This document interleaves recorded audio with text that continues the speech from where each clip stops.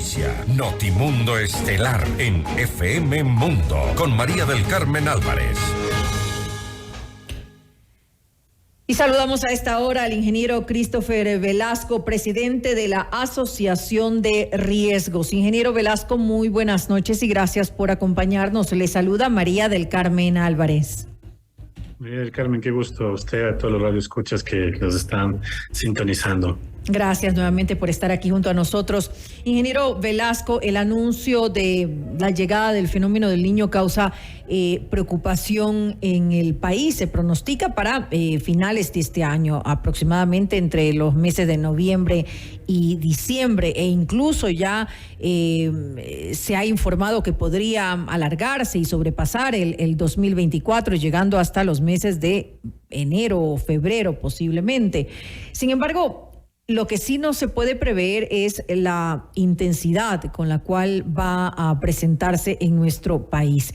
¿Considera usted que se están tomando las acciones necesarias? Como lo decía pues al inicio de la entrevista, se ha urgido a los gobiernos a prepararse. ¿Estamos preparándonos en Ecuador?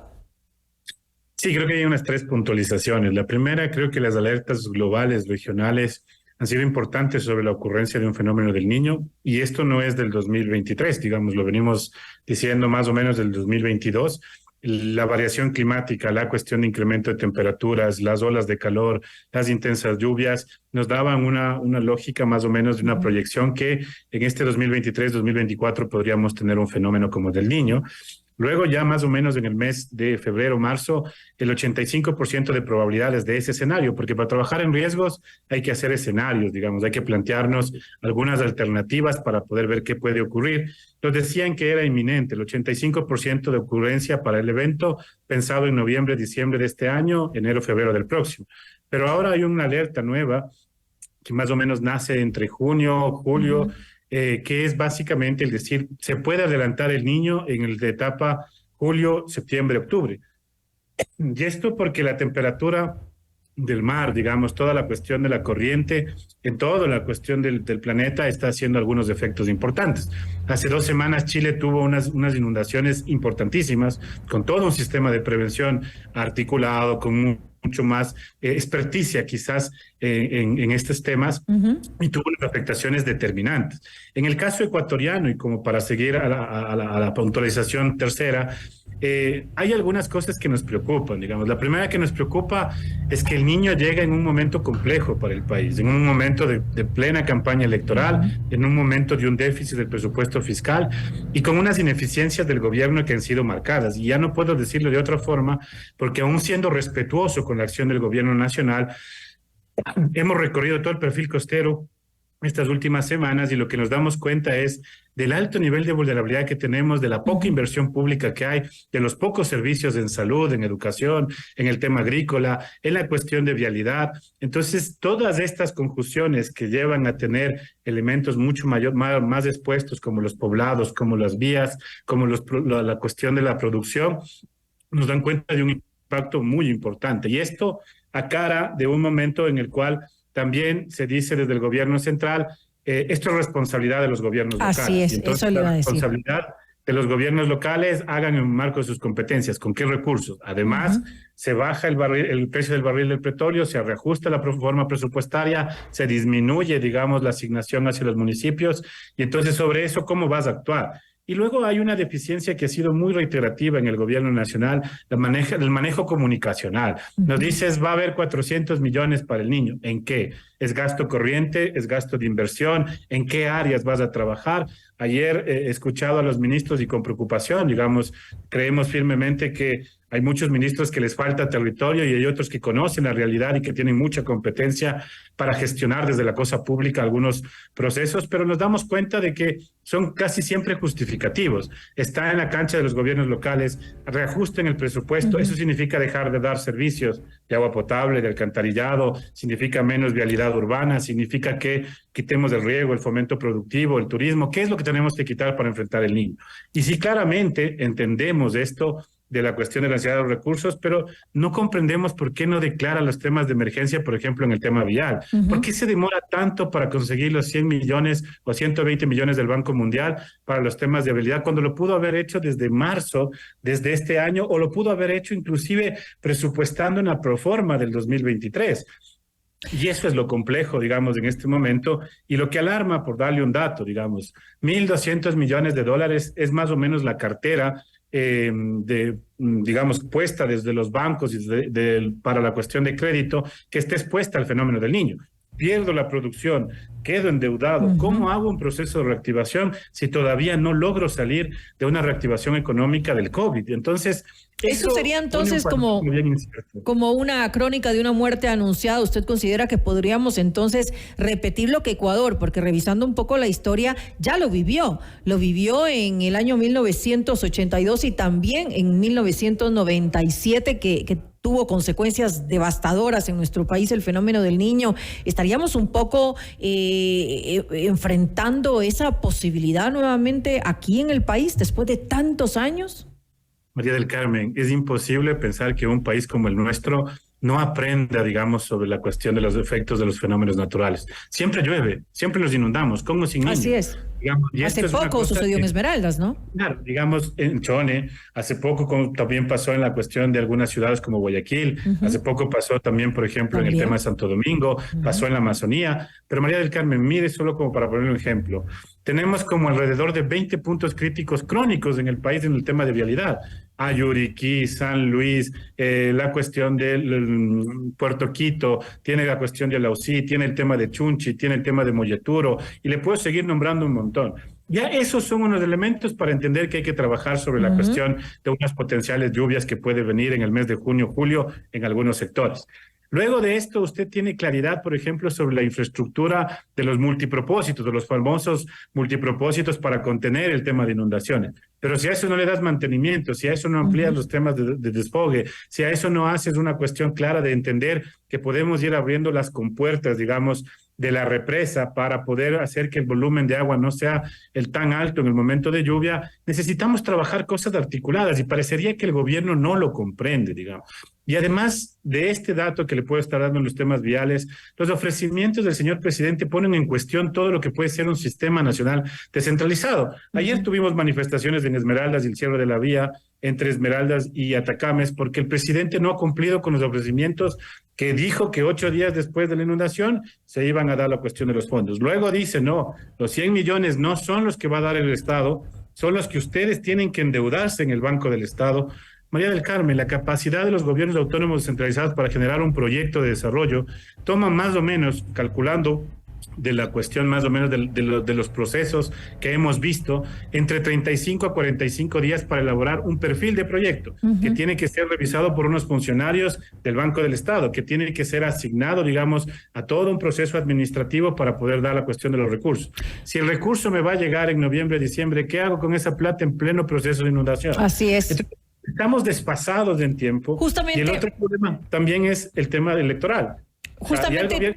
Y es que acabe de hablar del gobierno ahora. ¿Qué es lo que están proponiendo los nuevos candidatos presidenciales para poder gestionar esto que va a ser lo más importante en su primer trimestre del año? Antes de pasar a ese tema que ya es, también le iba a mencionar acerca de que además va a ser casi que la bienvenida, si es que se da en noviembre, digamos, sería la bienvenida para el nuevo gobierno. Si se da antes, pues ya le corresponde también a este gobierno tomar las medidas y afrontar pues con las acciones necesarias. Le iba a comentar, hablábamos hace un momento del tema de la situación de los gobiernos locales. Hace pocos días, la semana pasada, tuvimos con nosotros en este espacio a la alcaldesa de Muisne, Yuri Colorado, y justamente con ella hablábamos sobre la situación que habían vivido por las inundaciones que se habían dado a inicios del mes de junio, cómo hay gente, y usted lo decía hace un momento, que sigue, por ejemplo, todavía en albergues porque no llegan los bonos que habían sido ofrecidos.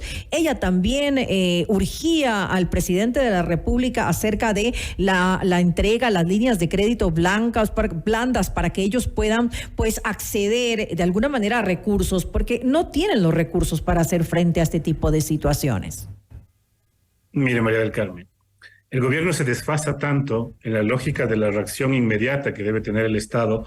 Entiendo que el presidente está preparando un decreto económico urgente para enfrentar el fenómeno del niño.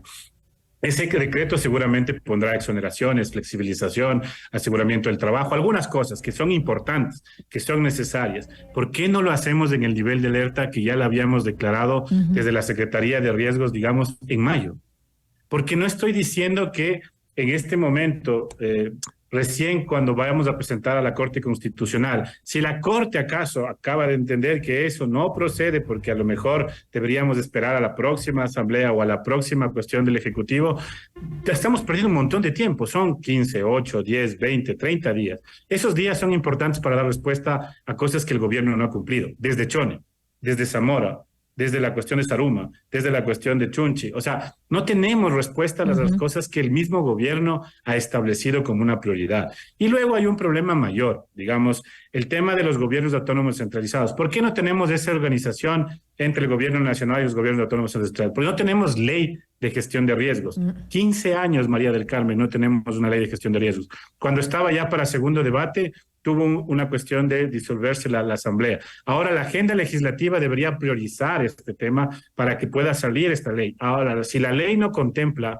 María del Carmen, el tema de los recursos, que ya no necesariamente tienen que estar vistos sobre el tema del desastre, sino sobre los temas de la adaptación al cambio climático, sobre los temas que son los recursos que existen en la cuestión de la arquitectura financiera global, son los que deberíamos pensar. Entonces hay que hacer una reforma institucional y lo hemos planteado al gobierno con mucha claridad. Una subsecretaría como la de cambio climático que está en el MATE maneja más o menos alrededor de 180 millones de cooperación internacional sobre la cuestión de adaptación y mitigación al cambio climático. La Secretaría de Gestión de Riesgos, 12 millones de presupuesto. Usted sabe lo que se puede hacer en una lógica de este tipo si pensamos como Colombia lo ha hecho, que da pasos agigantados en la transparencia del riesgo, que nos ayuda a pensar algunas cosas, pero sobre lo que ya no se ha hecho no hay mucho que decir.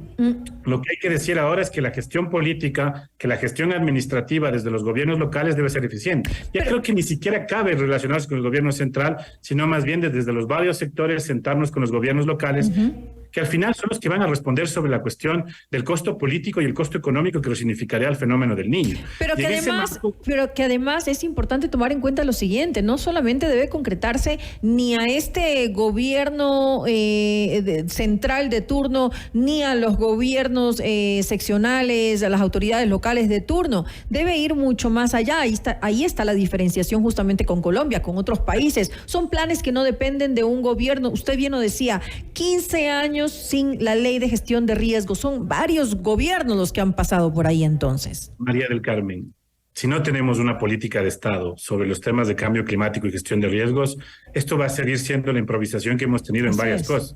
Aquí se replantea cada plan de desarrollo. No va a pasar que el nuevo gobierno que venga quiera hacer un plan de desarrollo nuevo y que quiera borrar todo lo que han hecho los últimos 3 gobiernos o que quiere implementarse otra lógica de visión hacia el futuro que no es la que corresponde en la realidad que tenemos ahora. Entonces, si la planificación es de corto plazo, si la política pública es de corto plazo, difícilmente tendremos sostenibilidad. Porque, María del Carmen, el fenómeno del niño, que fue básicamente el del 97, el 98, fue el 15% del Producto Interno Bruto.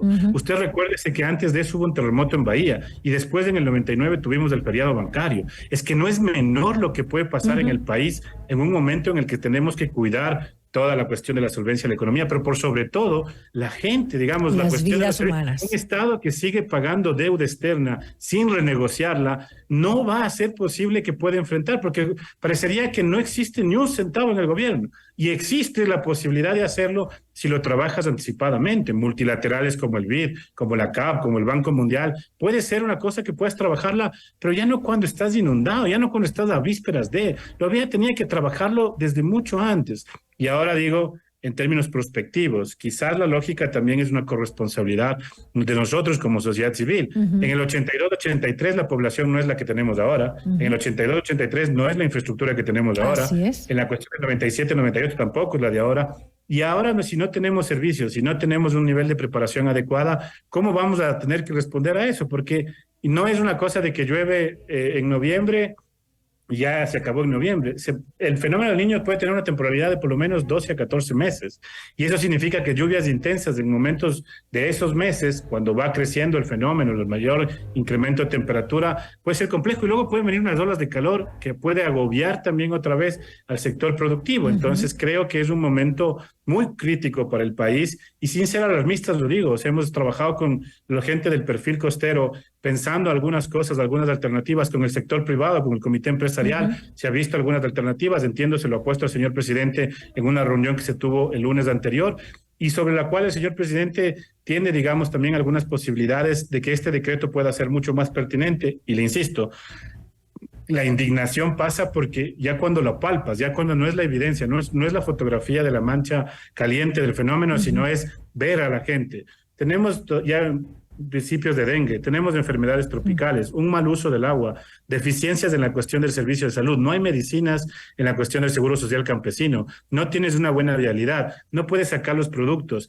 muchos están anticipando la cosecha, hay especulación. Sobre ese escenario, ¿qué es lo que podemos esperar los ecuatorianos? Y eso creo que es lo alarmante, en lo que creo que todavía hay una posibilidad y tengo la esperanza, espero que el decreto económico nos permita tener algunas alternativas para hacer que la compra pública sea más eficiente, para que los recursos pocos o muchos que existan nos digan en qué se va a invertir y para que no hagamos ofrecimientos en vanos y sigamos perdiendo la credibilidad de la institucionalidad que hace falta, ¿no? ¿Qué podemos esperar del próximo gobierno? Porque son tantas cosas que hay que hacer con referencia a esto, a poder manejar de forma adecuada todas estas situaciones de emergencia que se pueden dar en el país sin lugar a dudas. Pero es un gobierno de paso, ¿no? Es un gobierno que va a durar muy poco tiempo. Entonces, ¿qué deberían hacer? ¿De qué manera podrían aportar en esto que es tan necesario? Un plan nacional para llevar a cabo el tema de cómo enfrentar todos los riesgos y minimizar los daños en el país.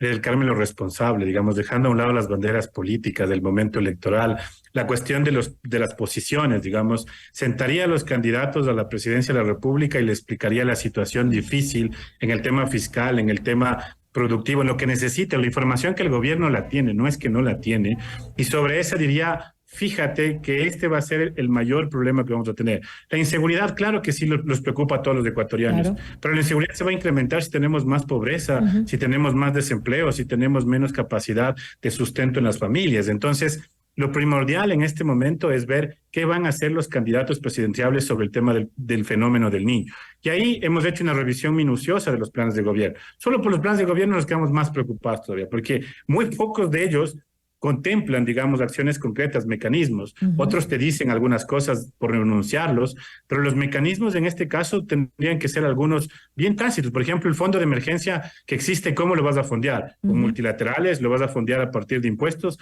que no caben, digamos, porque además la gente no tiene el capital circulante para hacerlo?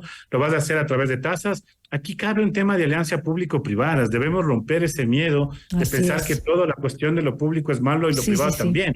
Hay que sentarnos todos y ver si no hay maquinaria, no hay presupuesto y podemos hacer cosas efectivas sobre ese tema, hagámoslo de la manera transparente y hagamos que las cosas funcionen porque la gente necesita. Entonces, en un año, 6 meses de gobierno, en donde más o menos vas a tener cruzados los impactos del fenómeno del niño, que más o menos por una aproximación que se ha hecho, podría significar en el peor de los casos, del 18 al 20% del Producto Interno Bruto del país, con un hueco fiscal que ya tienes por la cuestión de cómo se presupuestó, digamos, del barril de petróleo, va a ser súper complicado. Entonces, no solo hay que hablar de inseguridad, sino también hay que hablar de estos temas que son vinculantes. Y ahí uno de los elementos centrales, evidentemente, es cómo cuidamos la mucha producción que tenemos, cómo cuidamos del endeudamiento, cómo hacemos, por ejemplo, que la gente tenga asistencia humanitaria, cómo garantizamos que podamos tener la menor pérdida de vidas humanas, que es lo más importante. Lo más importante, sin lugar a dudas. Esto es lo fundamental. Y también otro llamado, digamos,